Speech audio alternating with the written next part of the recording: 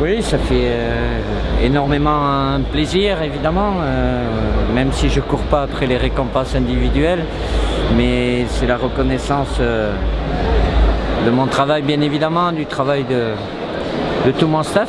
Voilà, une aventure humaine, les joueurs, bien évidemment, et puis c'est une fierté aussi pour le président, toute la fédération, tous les services de la fédération qui mettent l'équipe de France dans les meilleures conditions. Donc, c'est moi qui suis récompensé ce soir, mais tout l'ensemble de ces personnes sont associées à cette récompense, bien évidemment.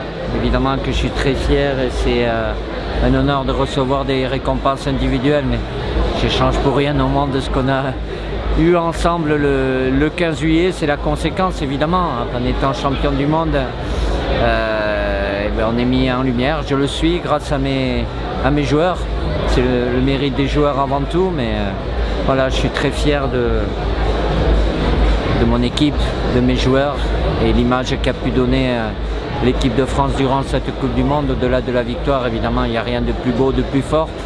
Mais voilà, cette générosité, cet enthousiasme, cette unité, c'était quelque chose de fabuleux. Et tous les gens, tous les Français que je peux croiser ont ressenti ça aussi à travers ce qu'ils voyaient sur le terrain, en dehors du terrain. Donc voilà, on a vécu quelque chose de fantastique et c'est que du bonheur à partager.